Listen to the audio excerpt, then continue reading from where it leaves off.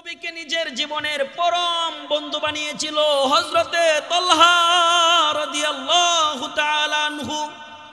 তালহা রাদিয়াল্লাহু তাআলা আনহু উহুদের যুদ্ধের সময় রাহমাতুল লিল আলামিন মদিনার নবী মুহাম্মদুর রাসূলুল্লাহ সাল্লাল্লাহু আলাইহি ওয়াসাল্লামকে যখন কাফের মুশরিক বেঈমানেরা তীর নিক্ষেপ করে তীর মারতেছে, হযরতে তালহা রাদিয়াল্লাহু তাআলা আনহু ডান দিক দিয়ে তীর আসে, তালহা ডান দিকে দাঁড়ায় যায়, তালহার বুকে আইসা তীরটা লেগে যায়, নবীজির গায়ে লাগে না।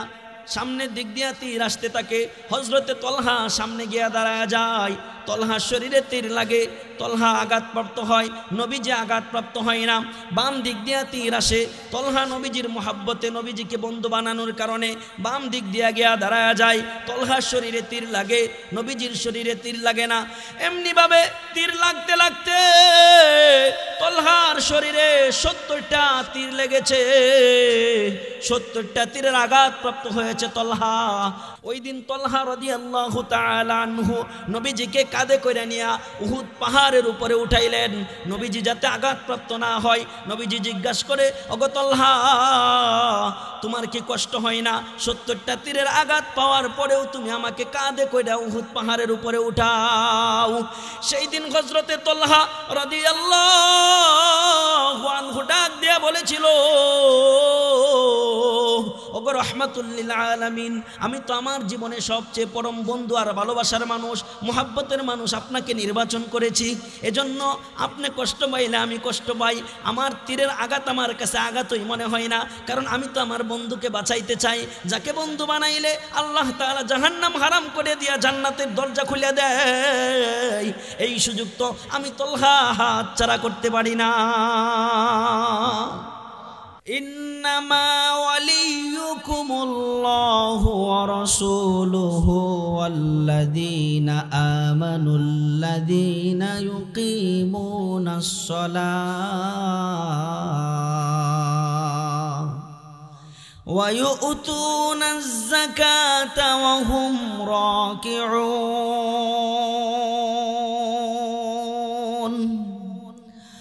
রব্বুল আলামিন ডেকে ডেকে বলে, ও পৃথিবীর মানুষেরা শুনো, আমি আল্লাহ তাআলা তোমাদের জন্য ফরমান জারি করে দিয়েছি, পৃথিবীতে সবাইকে বন্ধু বানাইতে পারবা না, পৃথিবীতে সবাইকে ঘনিষ্ঠ মানুষ বানাইতে পারবা না, পৃথিবীতে সকলকে অন্তরে জায়গা দিতে পারবা না, পৃথিবীতে সবাইকে তুমি তোমার অন্তরঙ্গ বন্ধু বানাইতে পারবা না।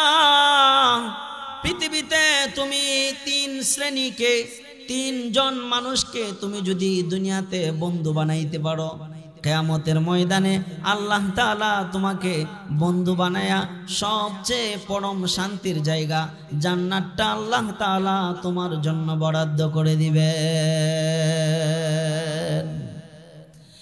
দুনিয়াতে বন্ধু বানাইতে হবে 1 নম্বরে। আল্লাহ তাআলা বলেন, ইন্নামা ওয়ালিয়ুকুমুল্লাহ, ও পৃথিবীর মানুষেরা, দুনিয়াতে 1 নম্বরে যাকে বন্ধু বানাইবা সেই ব্যক্তিটা হলো, 1 নঙ্গে যাকে বন্ধু বানাইবা তিনি হলেন ওয়ালিয়ুকুমুল্লাহ।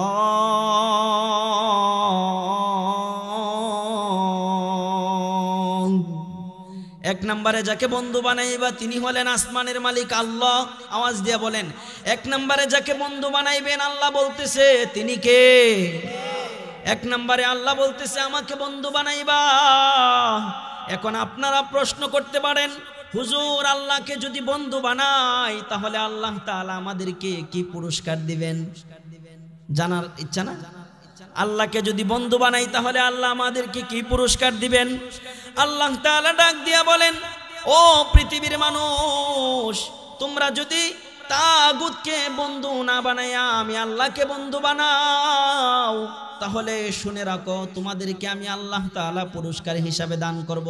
আল্লাহ তাআলা বলেন, আল্লাহু ওয়ালিয়ুল্লাযীনা আমানু ইখরিজুহুম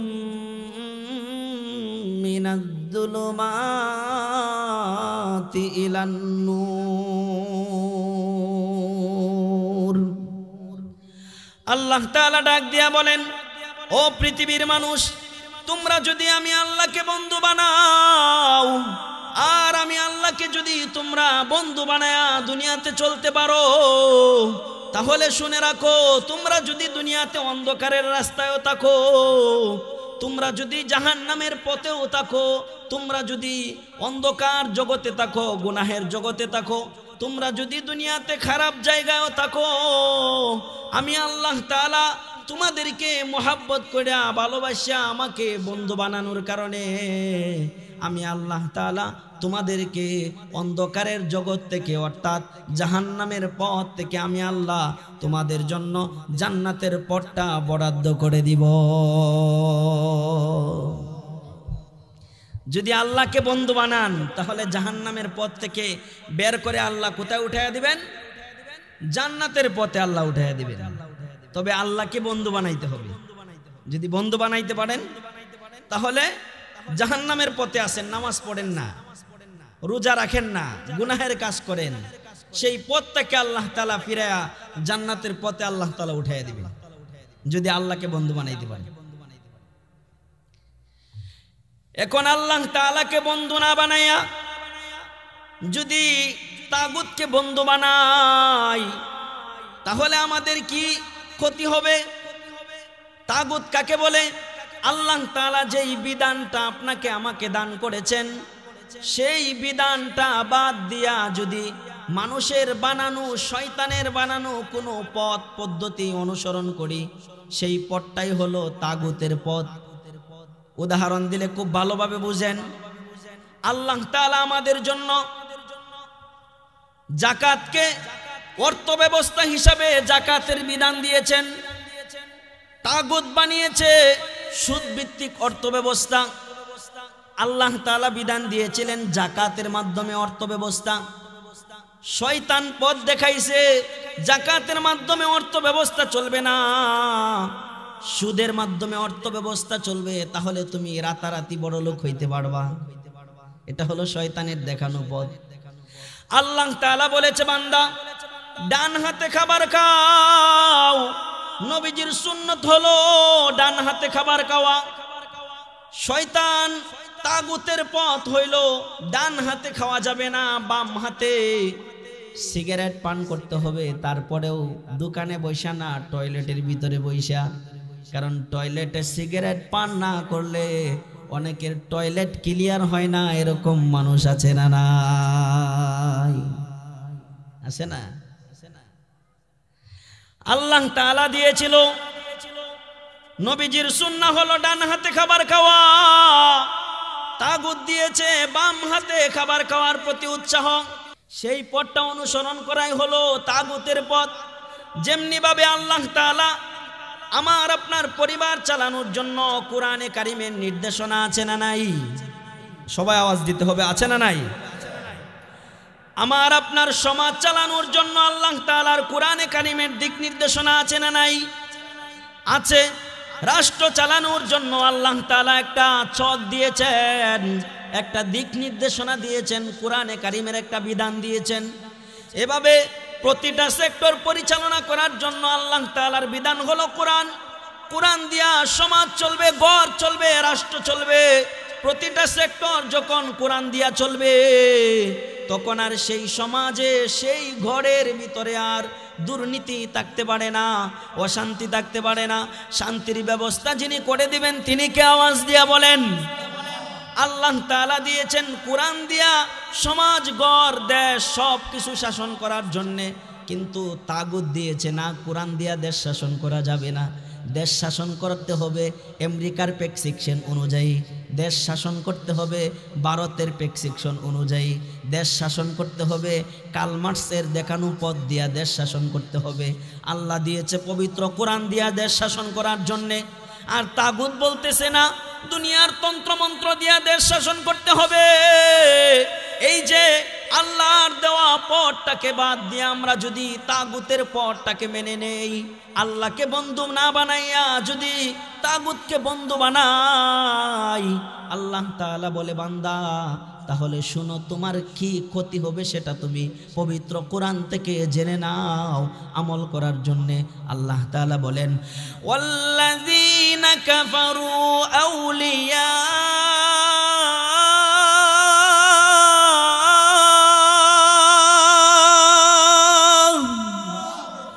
والذين كفروا أولياؤهم الطاغوت يخرجونهم من النور إلى الظلمات।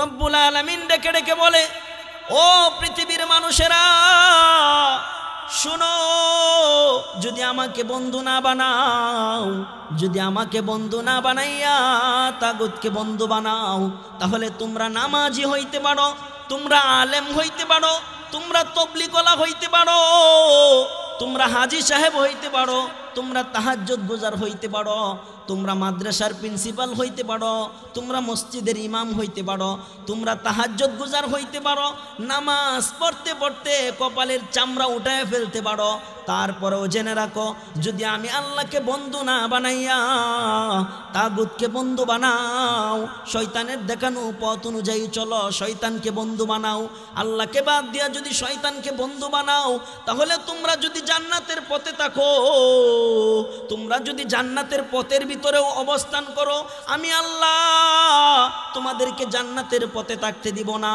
জান্নাতের পথ থেকে বের করে আমি আল্লাহ তোমাকে জাহান্নামের পথে উঠায় দিব।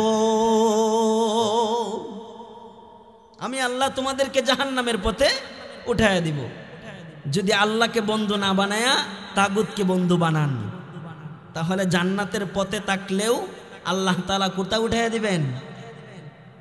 জাহান্নামের পথে উঠায় দিবেন। এখন প্রশ্ন করতে পারেন, হুজুর যদি তাগুতকে বন্ধু না বানাই,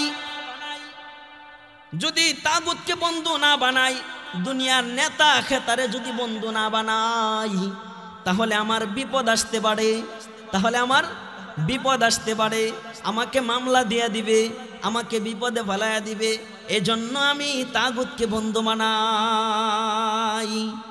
আল্লাহ তাআলা বলেন পবিত্র কোরআনে কারীমের ভিতরে, রব্বুল আলামিন জানায় দেন মাকড়সার ঘরের সাথে তাগুতের ক্ষমতার তুলনা আল্লাহ তাআলা করেছেন। মাকড়সা যে ঘর বানায় সেটা জানেন তো? মাকড়সা যে ঘর বানায়, ঘরটা কেমন শক্ত হয়? হ্যাঁ, এটা ঘূর্ণিঝড় আইলেও ভাঙবো না তো। এদিকে না বুড়াঘাট অনেক আগে বড় একটা ঘূর্ণিঝড় হয়েছিল, ঠিক না? এরকম বড় একটা ঘূর্ণিঝড় যদি আসে তাহলে মাকড়সার ঘর তো ভাঙবো না, ঠিক না?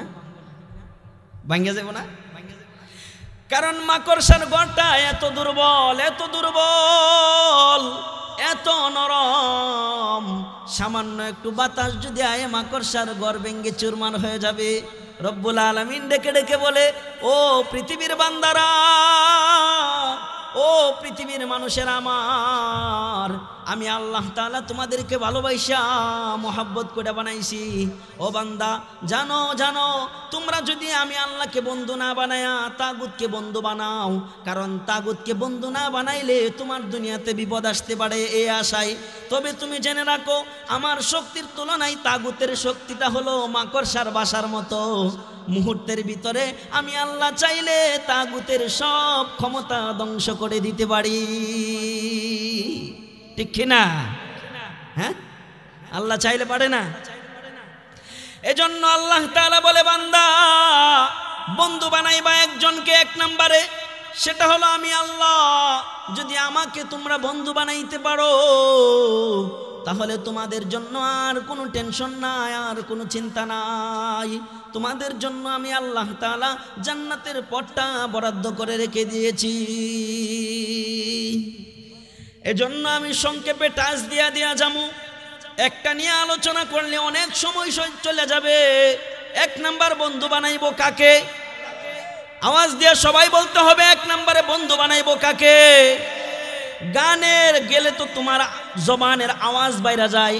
এই যে কয়দিন পরেই নির্বাচন আসবে, নিজের খায়া আওয়াজ বাড়বে কিনা কথা বলেন? হ্যাঁ, ওই আওয়াজে এক ফুটা নেকি আমল নামায় জমা হবে, হ্যাঁ নেকি হবে তো। কিন্তু বান্দা তুমি যদি ওয়াজের মাহফিলে বইসা একবার আল্লাহু আকবার বলো, আল্লাহ তাআলা বলেন ওয়ালা যিকরুল্লাহি আকবার। বান্দা দুনিয়াতে মানুষের জিকির করে লাভ নাই, মানুষের প্রশংসা করে লাভ নাই, মানুষকে বাহবা দিয়া লাভ নাই, মানুষের প্রশংসা করে জিকির করে লাভ নাই। সবচেয়ে বড় জিকির হলো আমি আল্লাহ তাআলার জিকির। আমি আল্লাহর চেয়ে বড় জিকির পৃথিবীর আর কারো নাই। আল্লাহ বলেন ওয়ালা যিকরুল্লাহি আকবার। আল্লাহ বলে সবচেয়ে বড় জিকির হলো আমার জিকির। আর আল্লাহ তাআলা নিজেই নির্দেশ করেছেন আল্লাহু আকবার বলার জন্য। সূরাতুল মুদ্দাসসিরে আল্লাহ তাআলা জানিয়ে দিয়েছেন ইয়া আইয়ুহাল মুদ্দাসসির কুম ফাআনযির ওয়া রাব্বাকা ফাকাব্বির। আল্লাহ তাআলা বলেন হে আমার হাবিব, হে আমার নবী, আপনি আর কম্বলের ভিতরে বসে থাকেন না, আর চাদরের ভিতরে বসে থাকেন না। এখন আপনি উঠেন, এখন আপনি দাঁড়ান, দাঁড়ায় আপনার উম্মতদেরকে সতর্ক করেন, জাহান্নামের পথ থেকে জান্নাতের পথ দেখান, আর বলেন আমি রবের নামে ওয়ারাব্বাকা ফাকাব্বির, আমি রবের নামে আপনি তাকবীর বলেন। এজন্য আমরা সবাই আজকে রবের নামে তাকবীর বলবো, আল্লাহু আকবার। রব্বুল আলামিন বলে ও পৃথিবীর মানুষ, বন্ধু যদি বানাইতে হয় একজনকে বানাও, যে তোমার দুনিয়াতেও সঙ্গী হবে, বিপদেও সঙ্গী হবে, মুসিবতেও সঙ্গী হবে, কবরেও সঙ্গী হবে, মৌতের আগেও সঙ্গী হবে, মৌতের পরেও সঙ্গী হবে, হাসরের ময়দানেও সঙ্গী হবে, হাউজে কাউসারের পেয়ালার সামনেও সঙ্গী হবে, হাসরের মাঠে যখন সমস্ত জমিনটা তামা হয়ে যাবে সেই সময়ে যিনি বন্ধু হবে, সব জায়গায় যিনি বন্ধু হবে, বন্ধু তো তাকেই বানাইতে হয়। দুনিয়ার কোনো মানুষকে যদি বন্ধু বানাও, সুসময়ে তুমি তার বন্ধু। এখন তো দল পরিবর্তন হয়ে গেছে, অনেক বন্ধু আছে আগে একসাথে রাতের বেলা ঘুমাইতো, এখন ফোন দিয়া জিগায় না বন্ধু কেমন আছো, ঠিক কি না? হ্যাঁ, এরকম বন্ধু নাই। এজন্য বন্ধু তো বানাইবো তাকে যে নাকি দিনের বেলা কবর দিয়ে আসছে বাবাকে। মনে করেন আপনার বাবাকে দিনের বেলা কবর দিয়ে আসছেন, হাজার হাজার টন মাটি কবরের উপরে রেখে দিয়ে আসছেন। দিনের বেলা কবরটা অন্ধকার, অমাবস্যার মতো অন্ধকার হয়ে গেছে, সেই কবরে বাতি যিনি জ্বালাইবেন তাকে বন্ধু বানানো দরকার। এক নম্বরে বন্ধু বানাইবো কাকে? আওয়াজ দিয়া বলি, এক নম্বরে বন্ধু বানাইবো কাকে? আল্লাহ বলেন ওয়ালিয়ুকুমুল্লাহ।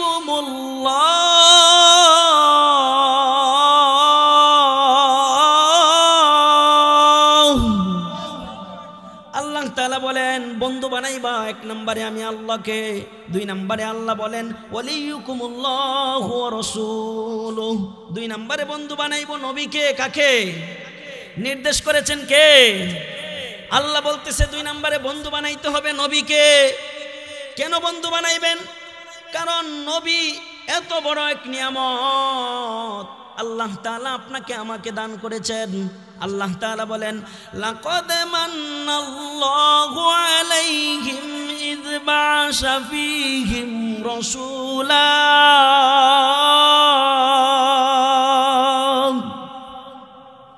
আল্লাহ তাআলা বলেন ও পৃথিবীর মানুষেরা শুনো, আমি আল্লাহ তাআলা নিয়ামত হিসাবে, আমি আল্লাহ তাআলা আমার পক্ষ থেকে নিয়ামত হিসাবে মুহাম্মদুর রাসূলুল্লাহকে তোমাদের জন্য বন্ধু হিসাবে, নিয়ামত হিসাবে দুনিয়াতে পাঠাইলাম।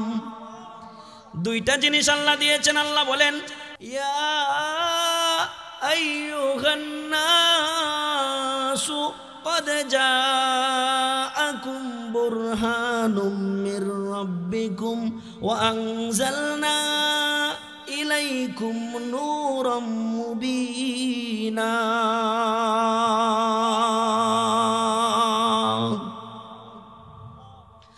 আল্লাহ তাআলা বলেন দুনিয়াতে আল্লাহ দুইটা জিনিস দান করেছেন। একটা হলো নবীকে আল্লাহ তাআলা আপনার আমার গাইডলাইন হিসাবে আল্লাহ তাআলা দিয়েছেন বুরহান। এর দ্বারা নবীকে আল্লাহ দুনিয়াতে আমাদেরকে দিয়েছেন কেন? নবী আমাদেরকে জান্নাতের পথ দেখায় জাহান্নামের পথ থেকে ফিরায় আনবে। 2 নাম্বার আমাদের জন্য গাইডলাইন দিয়েছেন আল্লাহ তাআলার কুরআন অর্থাৎ কালামুল্লাহ। কুরআনের গাইডলাইন দেখে দেখে আমরা জাহান্নামের পথ থেকে বাইচা জান্নাতের পথে যাব। যেই কথাটা বলতেছিলাম, 2 নম্বরে বন্ধু বানাইব কাকে? নবীকে। কাকে? নবীকে। নাকি কোনো গায়ক গায়িকাকে? হ্যাঁ, কোনো নায়ক রে, কোনো খেলোয়াড়, নেইমার মেসি, হ্যাঁ, তাদের কাটিংয়ে যদি চুলটুল কাটি, ঠিক না? এই যে স্টেডিয়ামে খেলা হয়, খেলা দেখার লাগি ভিড় জমায় মানুষ, সেনাবাহিনী পিডায় পিডায় দৌড়ায়, তারপরে মানুষ সরে না, অথচ ভালো জায়গায় মানুষ নাই। কথা বলেন ঠিক কিনা? ঠিক না? এজন্য আমরা কোনো গায়ক গায়িকাকে বন্ধু বানাবো না, আমরা কোনো নায়ক নায়িকাকে বন্ধু বানাবো না, আমরা কোনো ইহুদি খ্রিস্টানকে বন্ধু বানাবো না। কারণ আল্লাহ তাআলা নিজেই নিষেধ করে দিয়েছেন, ইয়া আইয়ুহাল্লাযীনা আমানু লা তাত্তাখিযুল ইয়াহুদা ওয়ান নাসারা আউলিয়া। ইহুদি খ্রিস্টানকে বন্ধু বানানো যাবে না। তোমার আমার বন্ধু হবে 1 নম্বরে আল্লাহ, 2 নম্বরে বন্ধু হবে নবী মুহাম্মাদুর রাসূলুল্লাহ। ঠিক কিনা? 2 নম্বরে বন্ধু বানাইব নবীকে। নবী ছাড়া কাউকে বন্ধু বানানো যাবে না। 2 নম্বরে নবীকে বন্ধু বানাইলে কি লাভ? শুনতে রাজি আসনি মুসলমান? নবীকে বন্ধু বানাইলে কি লাভ? নবীকে বন্ধু বানাইছিলেন সাহাবায়ে কেরাম, নিজের জীবনের চাইতেও বেশি নবীজিকে মোহাব্বত করেছে, বন্ধু হিসাবে গ্রহণ করেছে। সাহাবায়ে কেরাম নবীকে ছাড়া আর কাউকে বন্ধু বানায় নাই। সাহাবায়ে কেরাম কি আবু জাহেলকে বন্ধু বানাইছে নাকি নবীকে বন্ধু বানাইছে? কাকে বন্ধু বানাইছে? কিন্তু এখন বর্তমান সমাজের মানুষ হুজুরের বন্ধু বানায় নাকি নেতারে বন্ধু বানায়? হ্যাঁ, আর মক্কার মানুষেরা, আবু জাহেল তো মক্কার সবচেয়ে বড় নেতা ছিল, মক্কার নেতা আবু জাহেলরে বন্ধু বানাইছিল নাকি মুহাম্মদরে বন্ধু বানাইছিল? মুহাম্মদুর রাসূলুল্লাহ সাল্লাল্লাহু আলাইহি ওয়াসাল্লামকে বন্ধু বানানোর কারণে সাহাবায়ে কেরাম নিজের জিন্দেগিটাকে আল্লাহ তাআলা পরিবর্তন করে দিছে। সাহাবায়ে কেরামকে দুনিয়া থেকে আল্লাহ জান্নাতের সুসংবাদ শোনায় দিছে। কাকে বন্ধু বানানোর কারণে? নবীকে। নবীকে নিজের জীবনের পরম বন্ধু বানিয়েছিল হযরতে তালহা রাদিয়াল্লাহু তাআলা আনহু। তালহা রাদিয়াল্লাহু তাআলা আনহু উহুদের যুদ্ধের সময় রাহমাতুল লিল আলামিন মদিনার নবী মুহাম্মদুর রাসূলুল্লাহ সাল্লাল্লাহু আলাইহি ওয়াসাল্লামকে যখন কাফের মুশরিক বেঈমানেরা তীর নিক্ষেপ করে তীর মারতেছে, হযরতে তালহা রাদিয়াল্লাহু তাআলা আনহু ডান দিক দিয়ে তীর আসে, তালহা ডান দিকে দাঁড়ায় যায়, তালহার বুকে আইসা তীরটা লেগে যায়, নবীজির গায়ে লাগে না। সামনের দিক দিয়ে তীর আসতে থাকে, হযরতে তালহা সামনে গিয়া দাঁড়ায় যায়, তালহার শরীরে তীর লাগে, তালহা আঘাতপ্রাপ্ত হয়, নবীজি আঘাতপ্রাপ্ত হয় না।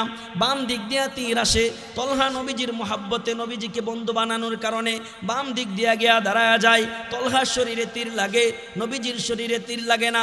এমনিভাবে তীর লাগতে লাগতে তালহার শরীরে 70টা তীর লেগেছে, 70টা তীরের আঘাতপ্রাপ্ত হয়েছে তালহা। নবীজি ডাক দিয়া বলে, ওগো তালহা, তোমার কি একটু কষ্ট হয় না? মানুষ একটা তীর লাগলে মানুষ দাঁড়ায় থাকতে পারে না, একটা তীরের আঘাতে মানুষ সুস্থ থাকতে পারে না, তুমি 70টা তীরের আঘাতে এখনো সুস্থভাবে দাঁড়ায় আছো। ওই দিন তালহা রাদিয়াল্লাহু তাআলা আনহু নবীজিকে কাঁধে করে নিয়া উহুদ পাহাড়ের উপরে উঠাইলেন, নবীজি যাতে আঘাতপ্রাপ্ত না হয়। নবীজি জিজ্ঞাসা করে, ওগো তালহা, তোমার কি কষ্ট হয় না? 70টা তীরের আঘাত পাওয়ার পরেও তুমি আমাকে কাঁধে কইরা উহুদ পাহাড়ের উপরে উঠাও। সেই দিন হযরতে তালহা রাদিয়াল্লাহু আনহু ডাক দিয়া বলেছিল, ওগো রাহমাতুল লিল আলামিন, আমি তো আমার জীবনে সবচেয়ে পরম বন্ধু আর ভালোবাসার মানুষ, মুহাব্বতের মানুষ আপনাকে নির্বাচন করেছি। এজন্য আপনি কষ্ট পাইলে আমি কষ্ট পাই, আমার তীরের আঘাত আমার কাছে আঘাতই মনে হয় না, কারণ আমি তো আমার বন্ধুকে বাঁচাইতে চাই। যাকে বন্ধু বানাইলে আল্লাহ তাআলা জাহান্নাম হারাম করে দিয়া জান্নাতের দরজা খুলে দেয়, এই সুযোগ তো আমি তলহা হাতছাড়া করতে পারি না। বন্ধু বানাইছিল কাকে? নবীজিকে বন্ধু বানাইছিল তলহা। 70টা তীর লাগছে, 70টা তীরের আঘাতেও তলহা একটু ঢইলা পড়ে নাই। তারপরেও নবীজিকে কাঁধে করে লয়ে উহুদ পাহাড়ের উপরে উঠছে। কেমন বন্ধু বানাইলে উঠতে পারে চিন্তা করছেন? নবীজিকে বন্ধু বানাইছিল আপনারা সবাই জানেন, হযরতে হানজালা রাদিয়াল্লাহু তাআলা আনহু নবীজিকে বন্ধু বানাইছিল, নবীজিকে মুহাব্বতের ভালোবাসার মানুষ বানাইছিল। হযরতে হানজালাকে গতকালকে নবীজি বিবাহ করাইছে, একদিন হলো মাত্র বিবাহের বয়স। রাতের বেলা বাসর ঘর করেছে, সকালবেলা গোসল করতে গেছে। এমন অবস্থায় মদিনার বাজারে আওয়াজ, কে যেন মদিনার বাজার দিয়ে আওয়াজ দিতে দিতে যায় আর বলে, ও মদিনাবাসী শুনছনি, মদিনার নবী মুহাম্মদুর রাসূলুল্লাহ উহুদের ময়দানে শহীদ হয়ে গিয়েছে, তার দান মুবারক শহীদ হয়ে গিয়েছে। এই খবরটা তলহা রাদিয়াল্লাহু তাআলা আনহুর এক সাথী ভাই হানজালা রাদিয়াল্লাহু তাআলা আনহুর কানের ভিতরে গিয়া বাজছে। এই আওয়াজটা কে যেন আওয়াজ দিতেছে। হানজালা রাদিয়াল্লাহু তাআলা আনহু পানিটা হাতে নিয়েছিলেন, গোসল করার জন্য পবিত্র হইবেন।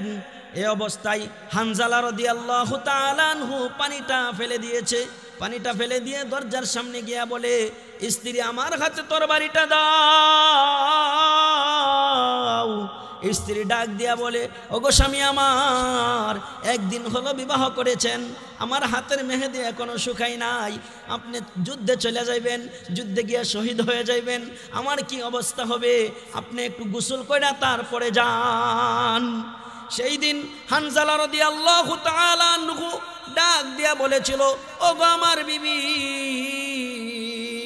তরবারিটা আমার হাতে দাও, আমার নবী উহুদের ময়দানে শহীদ হয়ে যাবে, আমি হানজালা বাসর ঘর করব, স্ত্রী নিয়ে আনন্দ ফুর্তি করব, এটা কোনোদিন হতে পারে না, ঠিক কিনা? হযরতে হানজালা রাদিয়াল্লাহু তাআলা আনহু সেই দিন তরবারি হাতে নিয়া উহুদের যুদ্ধে রওনা হয়েছে। উহুদের যুদ্ধে গিয়া উহুদের যুদ্ধে যুদ্ধ করতে করতে হানজালা রাদিয়াল্লাহু তাআলা আনহু এক পর্যায়ে শহীদ হয়ে গিয়েছে। নবীজি উহুদ যুদ্ধ শেষ হয়েছে, সমস্ত সাহাবায়ে কেরামকে ডেকে ডেকে বলে, ও সাহাবায়ে কেরাম, তোমরা উহুদ যুদ্ধে যারা শহীদ হয়েছে তাদের লাশগুলো সংগ্রহ করো, তাদেরকে বিনা গোসলে দাফন দেওয়া হবে। কারণ যারা আল্লাহর রাস্তায় শহীদ হয় তাদের গোসল দিতে হয় না, তারা বিনা গোসলে দাফন হয়ে যায়। কিয়ামতের ময়দানে যেভাবে দাফন হয়েছে সেভাবেই হাসরের ময়দানে আল্লাহর আদালতের সামনে দাঁড়িয়ে যাবে। এজন্যই নবীজি ডাক দিয়া বলে, ও আমার সাহাবীরা, হানজালার লাশটাকে তালাশ করে আনো, হানজালা কোথায় আছে তার লাশটা তালাশ করে আনো। সব সাহাবায়ে কেরামের লাশটা তালাশ করে আনো। এই মুহূর্তে একজন মহিলা, নওজোয়ান মহিলা দৌড়াইয়া দৌড়াইয়া গিয়া নবীজির সামনে হাজির হয়ে গেছে।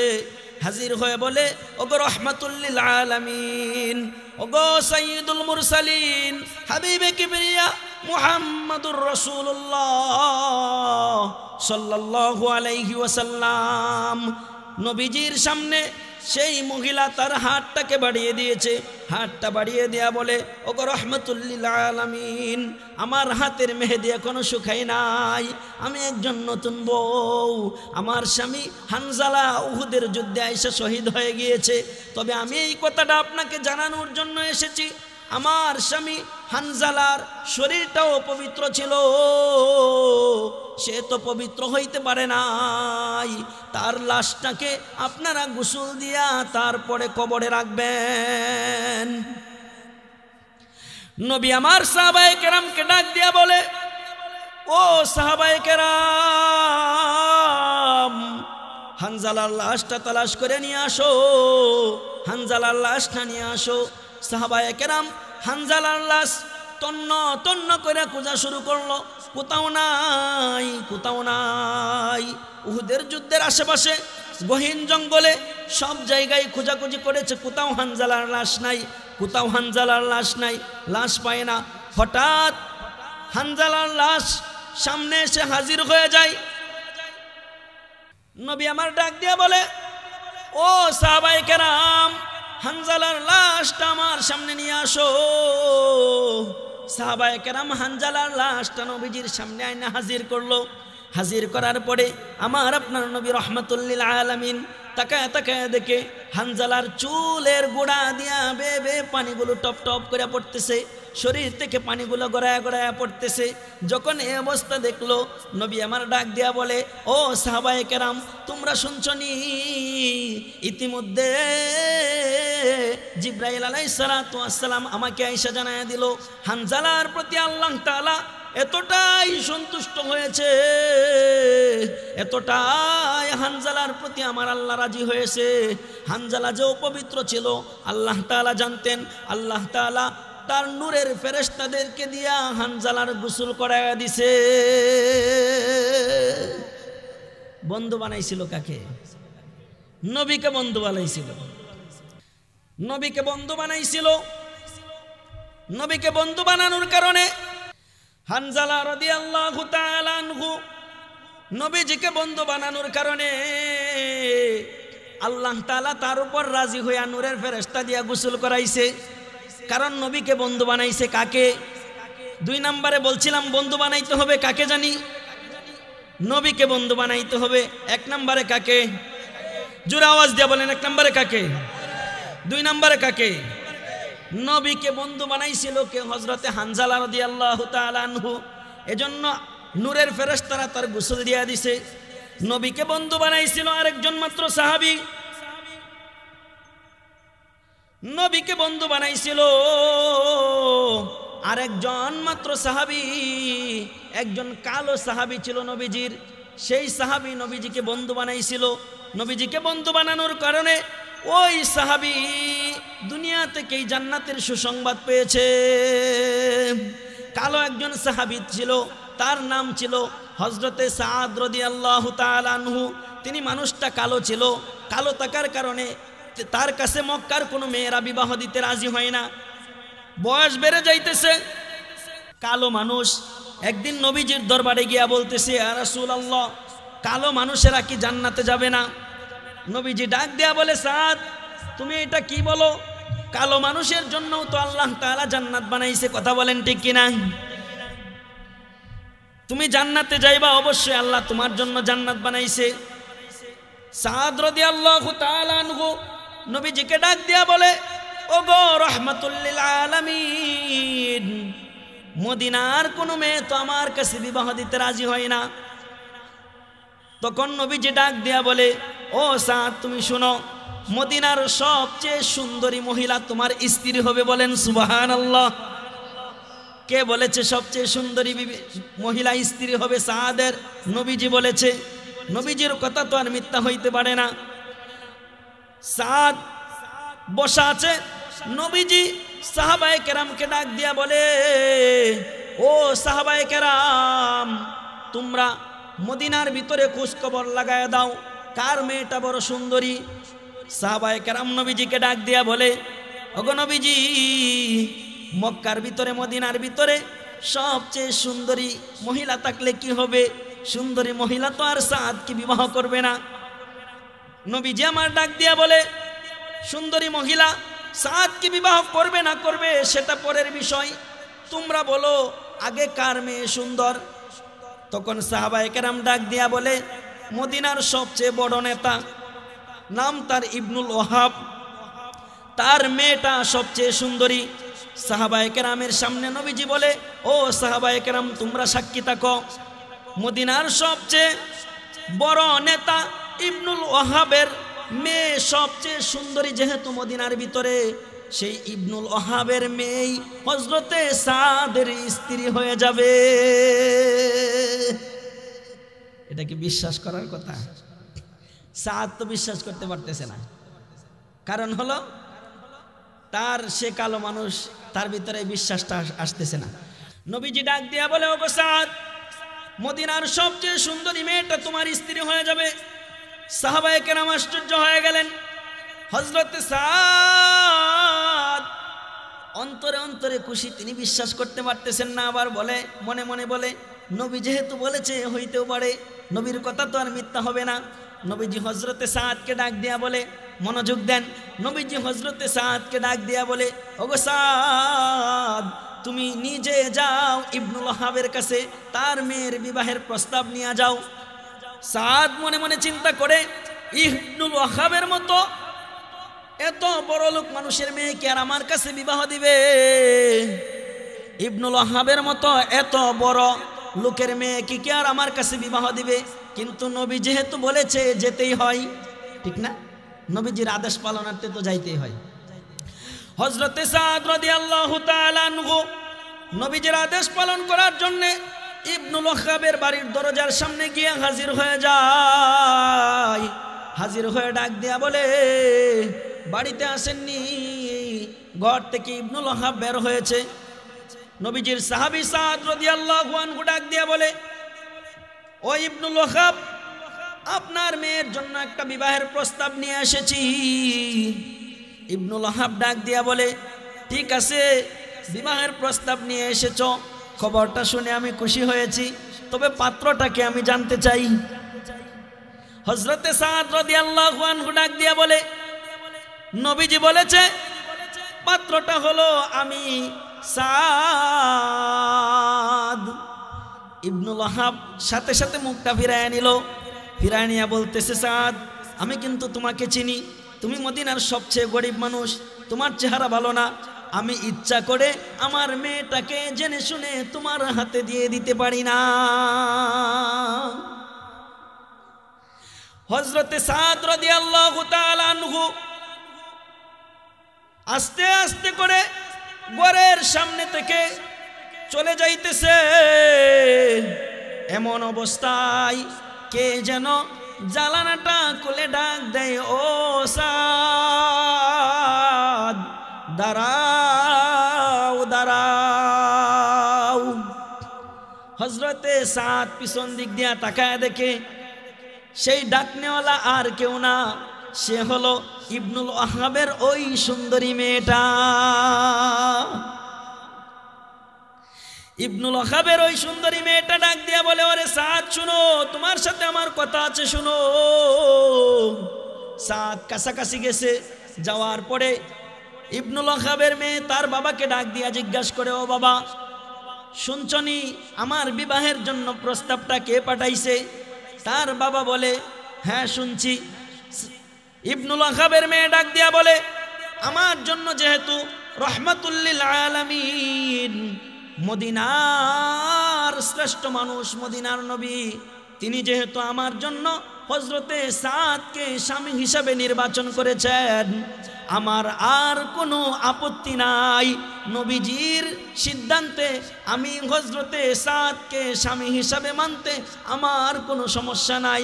তুমি রাজি থাকলে থাকো, আর না থাকলে না থাকো, আমি নবীজির ফয়সালা অনুযায়ী সাদকে স্বামী হিসাবে গ্রহণ করে নিব।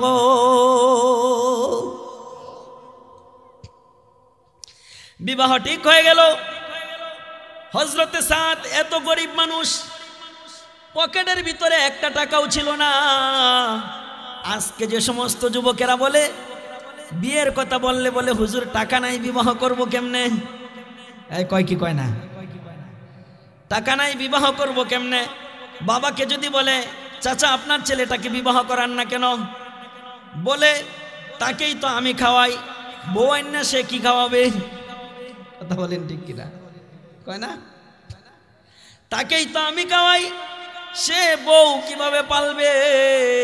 হযরতে সাদের পকেটে একটা টাকাও নাই, অথচ বিবাহ ঠিক হয়ে গেছে মদিনার সবচেয়ে বড় লোকের মেয়ে, মদিনার সবচেয়ে বড় লোকের মেয়ে, সবচেয়ে ধনাঢ্য ব্যক্তির মেয়ে, তাও সবচেয়ে সুন্দরী। মদিনার ভিতরে এত সুন্দর নারী আর কোথাও নাই। এত সুন্দরী নারীর সাথে বিবাহ ঠিক হয়ে গেছে। নবীজি হযরতে উসমানকে ডাক দিয়া বলে, ও উসমান, 200 দিরহাম দেও হযরতে সাদকে। নবীজি হযরতে নুমানকে ডাক দিয়ে বলে, ও নুমান, 200 দিরহাম দেও হযরতে সাদকে। কয়শো দিরহাম হইল? 400 দিরহাম হইল, ঠিক না? যখন 400 দিরহাম হয়ে গেল, নবীজি ডাক দিয়া বলে, ও সাদ, 200 দিরহাম তুমি তোমার স্ত্রীর মোহরানা দিবা, আর 200 দিরহাম দিয়া তুমি তোমার স্ত্রীর জন্য গহনাগাটি কাপড় চোপড় কিনবা। আমি উহুদের যুদ্ধে চলে গেলাম, তুমি এই কাজগুলো করতে থাকো। হযরতে সাদ ডাক দিয়া বলে, ওগো রহমাতুল লিল আলামিন, আপনি উহুদের যুদ্ধে চলে যাইবেন, আর আমি সুন্দরী বউ নিয়া আরামায় সে দিন কাটাইব। আপনি উহুদের যুদ্ধে চলে যাইবেন, এটা আমি সাদের পক্ষে কোনোদিন সম্ভব না। কারণ সাদ বন্ধু বানাইছিল কাকে? নবীজিকে। কাকে? সাদ বন্ধু বানাইছে নবীজিকে। এজন্য তার নবীজি কষ্ট পাবে উহুদের যুদ্ধে, এটা সাদ বরদাস্ত করতে পারে না। একবার, দুইবার, তিনবার নবীজি সাদকে ডাক দিয়া বলে, ও সাদ, আমি যা বলছি তুমি তাই করো। নবীজির সাথে বেয়াদবি হয়ে যাবে বিদায় সাদ নবীজির কথা মেনে নিল। মেনে নিয়া মদিনার বাজারে গেল। মদিনার বাজারে গিয়া কাপড় চোপড় গহনাগাটি সব কিছু কিনলো, সব কিছু হাতে নিবে, আর সাদ 200 দিরহাম মদিনার দোকানদারকে দিবে। এই মুহূর্তে মদিনার বাজারে কে যেন খবর দেয়, ওরে মদিনাবাসী শুনছনি, উহুদের যুদ্ধে পয়গম্বর মুহাম্মদুর রাসূলুল্লাহ সাল্লাল্লাহু আলাইহি ওয়াসাল্লামের 2টা দান মুবারক শহীদ হয়ে গিয়েছে। নবীজি কাফের মুশরিকের দ্বারা আক্রান্ত হইয়া নবীজি উহুদের যুদ্ধে ঢইলা পড়ে গেছে। হযরতে আবু বকর, উসমান, আলী, উমর তারা নবীজিকে খেদমত করতেছে, তারা নবীজিকে সুস্থ করার চেষ্টা করতেছে।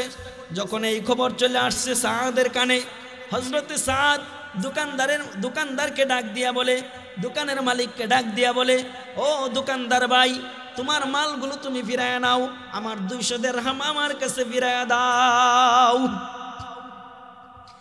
সেই দোকানদার ডাক দিয়া বলে, ও সাদ, তুমি কি পাগল হইছো নাকি? তুমি কি পাগল হয়ে গেলা নাকি? মদিনার এত সুন্দরী বউ, মদিনার এত ধনাঢ্য ব্যক্তি তোমার শ্বশুর, এত সুন্দরী বউ তোমার স্ত্রী, এগুলা ফালায় রেখে তুমি কোথায় যাও? হযরতে সাদ রাদিয়াল্লাহু আনহু ডাক দিয়া বলে, এগুলা আমার কাছে কিছুই না, আমার পরম সবচেয়ে বন্ধু হলো মুহাম্মাদুর রাসূলুল্লাহ সাল্লাল্লাহু আলাইহি ওয়াসাল্লাম। হযরতে সাদ ডাক দিয়া বলে, আমার 200 দিরহাম ফিরায় দাও। 200 দিরহাম ফিরায় দিল। হযরতে সাদ 200 দিরহাম নিয়া মদিনার বাজারে এই দোকান থেকে যেখানে উট কেনা বেচা হয় সেই দোকানে চলে গেল। 200 দিরহাম দিয়ে একটা উট কিনলো, আর একটা তরবারি কিনলো।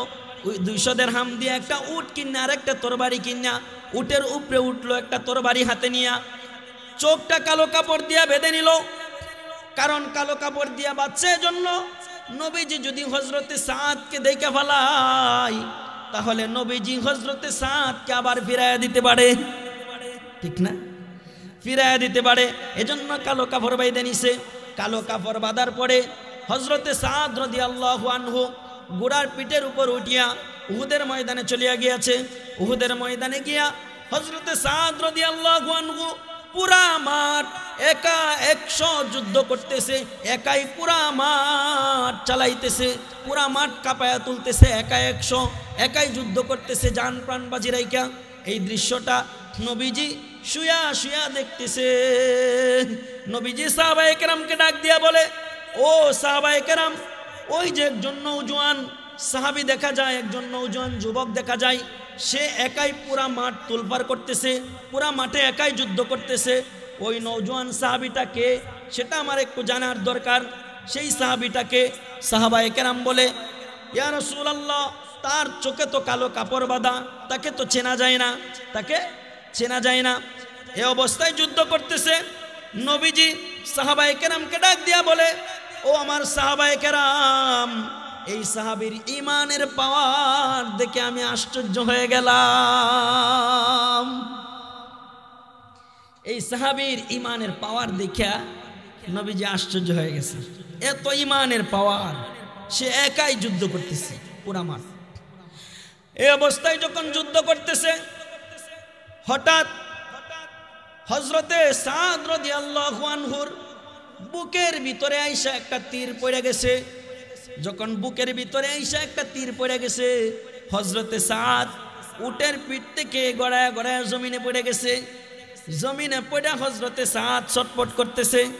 এই অবস্থায় হযরতে সাদের চোখ থেকে কালো কাপড়টা আস্তে করে সরে গেছে। এই দৃশ্যটা আমার আপনার নবী হাবিবে কিবরিয়া মুহাম্মাদুর রাসূলুল্লাহ সাল্লাল্লাহু আলাইহি ওয়াসাল্লামের দৃশ্যটা নবীজির চোখে পড়ে গেছে।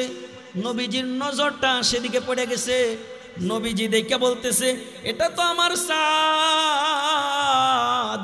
যাকে আমি গতকালকে বিবাহ পড়াইয়া মদিনায় রেখে আসছিলাম।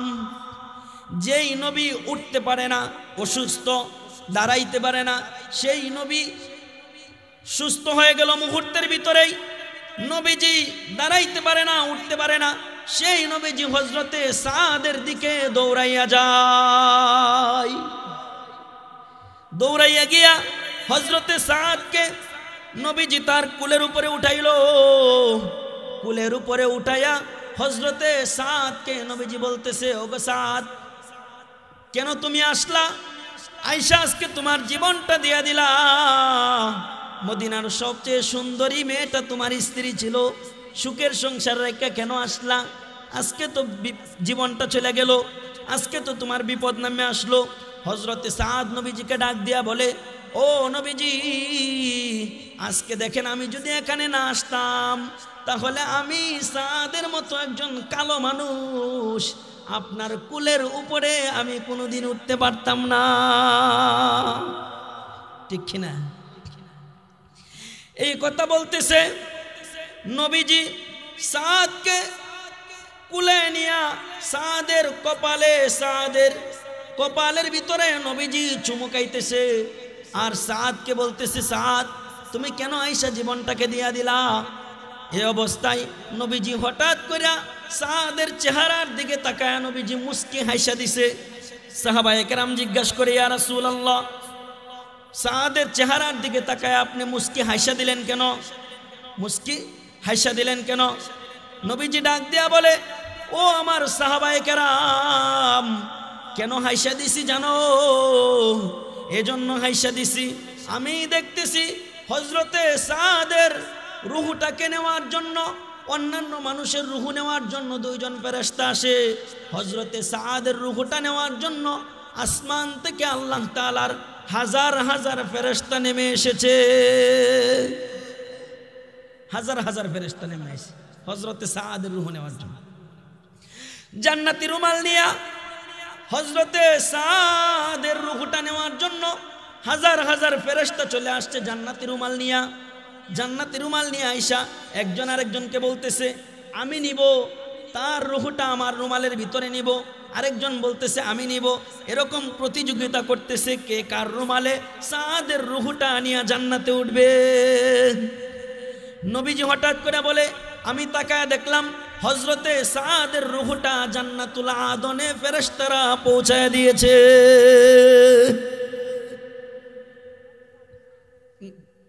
নবীজি বলেন, এজন্য আমি মুস্কি হেসে দিলাম। হঠাৎ একটু পরে আবার আমার আপনার নবী রহমাতুল লিল আলামিন সাদের চেহারা থেকে তার চেহারাটা ঘুরায় নিল। ঘুরায় নেওয়ার পরে বলতেছে, সাহাবায়ে কেরাম জিজ্ঞাসা করে, ইয়া রাসূলুল্লাহ, একটু আগে তো আপনি সাহাদের দিকে তাকায় হাসছিলেন, এখন আবার চেহারা ঘুরাইলেন কেন? সাহাবায়ে কেরামের এই প্রশ্নের জবাবে নবীজি ডাক দিয়া বলে, ও আমার সাহাবায়ে কেরাম, আমি তো নবী, আমি যা দেখি তোমরা তা দেখো না।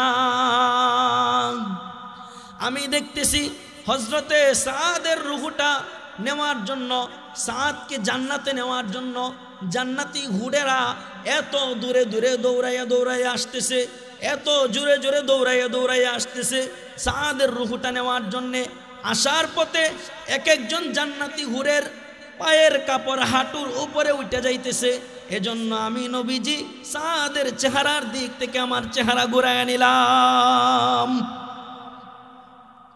সাদ বন্ধু বানাইছিল কাকে? নবীজিকে। কাকে? নবীজিকে বন্ধু বানাইছিল। এজন্য আমরা এক নম্বরে বন্ধু বানাইব কাকে? সবাই একটু আওয়াজ দিয়া বলেন, এক নম্বরে বন্ধু বানাইব কাকে? দুই নম্বরে বন্ধু বানাইব কাকে? নবীকে। যদি দুই নম্বরে নবীজিকে বন্ধু বানাইতে পারি, তাহলে আমাদের জন্য নবীজি কিয়ামতের ময়দানে সুপারিশ করে জান্নাতের ব্যবস্থা করে দিবেন। কথা বলেন ঠিক কিনা? তবে বন্ধু তো নবীজিকে বানাইতে হবে নাকি? সাহাবায়ে কেরাম যেভাবে নবীজিকে বন্ধু বানাইছিল, আমরা যদি ওভাবে নবীজিকে বন্ধু না বানাই, তাহলে তো নবী আমাদের জন্য এই সুপারিশ করবেন না। কথা বলেন ঠিক কিনা?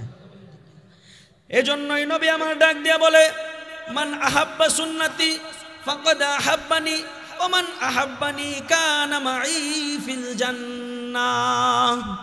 নবীজি ডাক দিয়া বলে, ও দুনিয়ার উম্মতেরা আমার শোনো, 1450 বছর পূর্বে নবীজির যুগে ছিল হযরতে আবু বকর। আবু বকর নবীজির কদমে কদমে চইলা নবীজির কদমে কদমে চইলা আবু বকর জান্নাতের সুসংবাদ পাইছিল। কথা বলেন ঠিক কিনা? হযরতে উমর নবীজির কদমে কদমে চইলা জান্নাতের পথ পেয়ে গেছিল। হযরতে বেলাল হাফসি একজন গোলাম, নবীজির কদমে কদমে চইলা জান্নাতের পথ পেয়ে গেছিল। হযরতে উসমান, হযরতে আলী নবীজির কদমে কদমে চইলা জান্নাতের পথ পেয়ে গেছিল। 1450 বছর পরে আইসা আমরা তো আর নবী পাবো না। কথা বলেন ঠিক কিনা? নবী পাওয়া যাবে? হ্যাঁ, নবী পাইব? আমরা তো আর নবী পাবো না। আমাদের প্রশ্ন জাগতে পারে, 1450 বছর পরে আইসা নবী পাইব না, তবে আবু বকরের মতো জান্নাতের সুসংবাদ পাইব কিনা? আবু বকরের মতো জান্নাত লাভ করতে পারবো কিনা? উসমানের মতো জান্নাত লাভ করতে পারবো কিনা? ওমরের মতো জান্নাত লাভ করতে পারবো কিনা? আমরা বেলালের মতো জান্নাত পাইব কিনা? এরকম প্রশ্ন আসে না? নাই আসে না? তবে এরকম প্রশ্নের জবাব হলো, নবীজি বলেছেন, মান আহাব্বা সুন্নতি ফাকাদ আহাব্বানি ওয়া মান আহাব্বানি কানা মাই ফিল জান্নাহ। 1450 বছর পরেও যদি কেউ নবীজির সাথে একসাথে জান্নাতে থাকতে চাই, আমরা এখানে যারা আছি নবীজির সাথে একসাথে জান্নাতে থাকতে চাই কে কে? দেখি তো, নবীজির সাথে একসাথে জান্নাতে থাকতে চাই তো ইনশাআল্লাহ? আল্লাহ কবুল করুন সবাই। নবীজি বলে, আমার সাথে যদি একসাথে জান্নাতে থাকতে চাও, তাহলে তোমাদের দুইটা কাজ করতে হবে। এক নাম্বার কাজ হলো, তোমরা আমার সুন্নাহগুলোকে তোমাদের জীবনে বাস্তবায়ন করতে হবে। এখন তো নবী নাই, নবী না থাকার পরে যদি নবীজির সুন্নতকে অনুসরণ করি, নবীজির সুন্নত মাইনা লই, নবীজির সুন্নত অনুযায়ী চলি, তাহলে নবীজি বলেন, তোমরা হাসরের ময়দানে তোমাদের সুপারিশ আমি করব এবং জান্নাতে তোমরা একসাথে পাশাপাশি আমার সাথে থাকতে পারবা। কিন্তু এই সময় নবীজির সুন্নত মানে এরকম মানুষ খুব কম না বেশি? এজন্য এই সময়ে যদি একটা সুন্নতের উপর কেউ আমল করে, 100 শহীদের সব তার আমল নামায় দান করা হয়। কথা বলেন ঠিক কিনা? এজন্য আমি বলতে চাই, হযরতে তলহার মতো, হযরতে হানজালার মতো, হযরতে সাদের মতো নবীজিকে বন্ধু বানাইয়া এরকম কেউ একজন যুবক আছো কিনা? আগে দাঁড়িয়ে রাখো নাই, আজকে নবীজির সাহাবায়ে কেরাম নবীজিকে যেই মোহাব্বত করেছে, এই মোহাব্বতের কথা শুই না নবীজির সাথে জান্নাতে থাকার জন্যে, নবীজির সাথে যাতে জান্নাতে থাকতে পারো এই আশায় আগে দাড়ি ছিল না, আজকের পর থেকে একজন যুবক কেউ আছো যে নবীজির মুহাব্বতে নবীজিকে বন্ধু বানায়া কিয়ামতের ময়দানে নবীজির সুপারিশ পায়া জান্নাত পাওয়ার আশায় জান্নাতে নবীজির সাথে একসাথে থাকার সৌভাগ্য লাভ করার উদ্দেশ্যে একজন যুবক দাড়ি ছিল না, আজকের পর থেকে দাড়ি রাখবা। একজন যুবক থাকলে দাঁড়ায়া যাও, আল্লাহ তাআলা তোমাকে দেখবেন। আছে একজন যুবক, একজন নবীকে মোহাব্বত করেন, যেমনি মোহাব্বত করেছিল তলহা রাদিয়াল্লাহু আনহু, যেমনি মোহাব্বত করেছিল হানজালা রাদিয়াল্লাহু আনহু, যেমনি মোহাব্বত করেছিল হযরত বেলাল রাদিয়াল্লাহু আনহু। নবীজির সাথে যদি জান্নাতে থাকতে চান, নবীজির সাথে তো আমরা একটু আগে বলেছি সবাই জান্নাতে থাকতে রাজি আছি। একজন যুবক দাঁড়াও, আল্লাহ তাআলা আজকে ফেরেশতাদের মাধ্যমে তোমার এই ভিডিও আল্লাহ তাআলা করে নিতেছে। কিয়ামতের ময়দানে তোমার ভিডিও আল্লাহ তাআলা চালু করে দিয়া তোমার জান্নাতে নবীজির সাথে থাকার ব্যবস্থা করে দিবেন। একজন যুবক দুনিয়ার মায়া ছেড়ে দাও, দুনিয়ার সৌন্দর্য ছেড়ে দাও, দুনিয়ার সব কিছু ছেড়ে দিয়ে নবীজির মুহাব্বতে আল্লাহর মুহাব্বতে একজন যুবক আসো যে দাড়িগুলো মুখের ভিতরে গজাইবা, আসো একজন যুবক। নাই আজকের মাহফিলে একজন যুবক নাই, হ্যাঁ দাড়ি ছাড়াও আছে অনেকে, একজন যুবক নাই। দাঁড়াও, নিয়ত করো, হিম্মত করো, আল্লাহ তাআলা তোমার চেহারার ভিতরে নূর দান করবেন, আল্লাহ তাআলা তোমার চেহারার সৌন্দর্য বাড়ায়া দিবেন। একজন যুবক দাঁড়াও, নাই।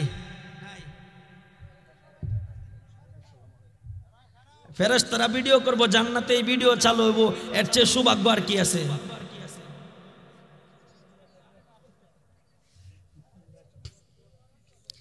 যাকে এক ভাই দাঁড়াইছে, আল্লাহ তাআলা ভাইকে হযরতে বেলাল, হানজালা, হযরতে তলহা, হযরতে সাদের মতো কবুল করুন, সবাই বলেন আমিন। আল্লাহ তাআলা আমার এই ভাইকে দিনের জন্য কবুল করুন। এতক্ষণ বাঙ্গাচোরা যে কথাগুলো বলেছি, আল্লাহ তাআলা আমাকে সহ আপনাদেরকে আমল করার তৌফিক দান করুন। ওয়া আখিরি দাওয়ানা আলহামদুলিল্লাহি রাব্বিল আলামিন। আসসালামু আলাইকুম ওয়া রাহমাতুল্লাহি ওয়া বারাকাতুহু।